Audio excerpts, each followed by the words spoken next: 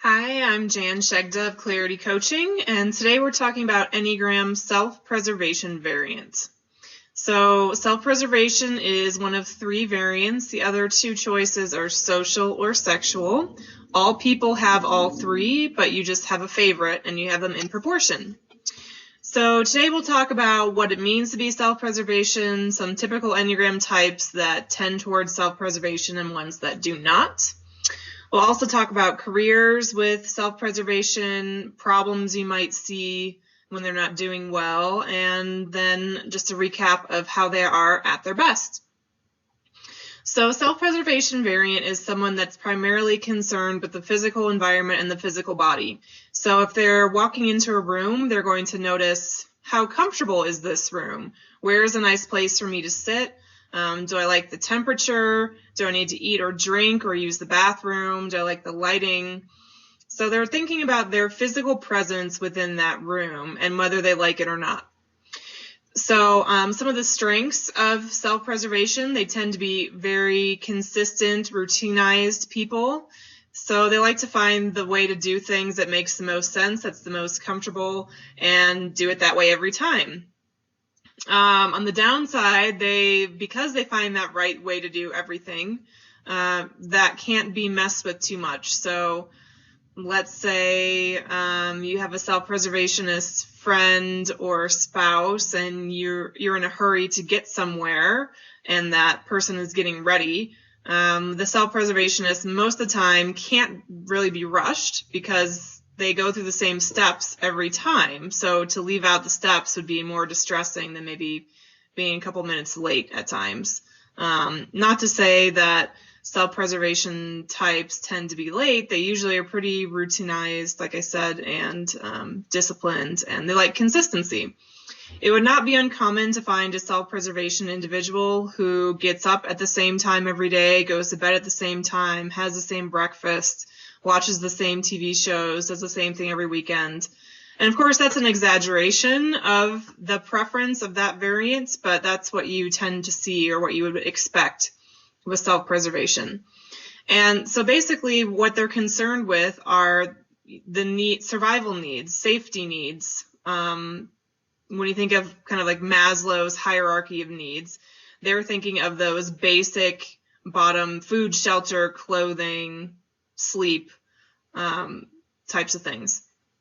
So some types that you would expect to be self-preservation that would be more likely, style 5 and style 1 especially, but also style 6 tend towards self-preservation.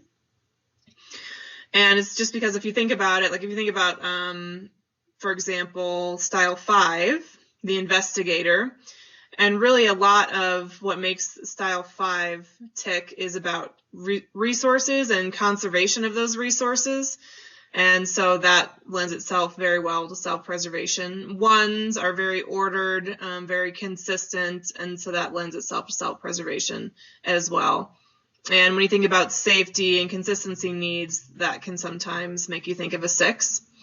Types that would be less likely to be self-preservation as their dominant would be style 4. Consistency is usually the antithesis to 4. As with 7, style 7 also, self-preservation is the least common of the 3. So let's talk about career patterns for self-preservationists. So generally, self-preservationists like to find a job, a company, a position, and kind of ride it out. They, again, like consistency. They're interested in the benefits package, the security that comes from being in the same position for a while. They don't thrive on change. They of the 3 types, they would be the most change averse. And because of that, they want to find a place and kind of stick to it. Other career patterns you might see, pretty routinized and consistent in the way they like to do things. They may like to run a meeting the same way every time. They may have a routine that they go through either on the way to work or when they first get to their desk, or maybe even when they're wrapping up for the day. And those things are very important to them. These are the types that if they're forced to travel a lot for work, or if their desk is moved every 6 months, or even worse, they don't have a desk location that's consistent, those are all stress factors. They really like to kind of know what's going to be happening, have a sense of consistency and expectation, and be able to live into that. So problems that you would tend to see with self-preservation variant when they're not doing well. As we discussed before, the psyche tends to interfere when we're having a hard time and mess with us according to our variant. So if you're a self-preservation variant, that means you may have sleeping or eating disorders come up. You may have physical problems arise out of nowhere, or psychosomatic issues, which is another way to say that emotion or trauma gets stuck and lodged in the body and starts to create very real problems, physical problems, but they actually have an emotional origin.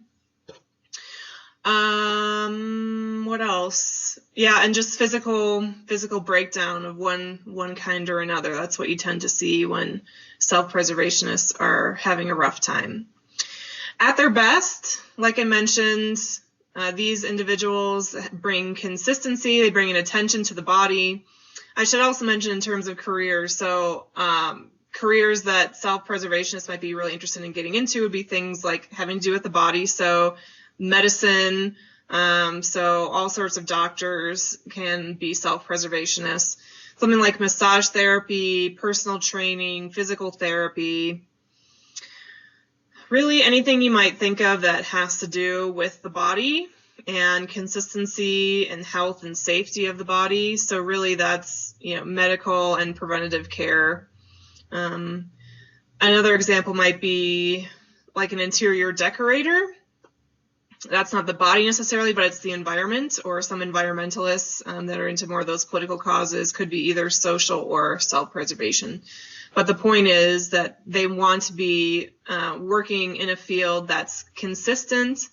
The rules kind of don't change. That's something that self-preservationists tend to like.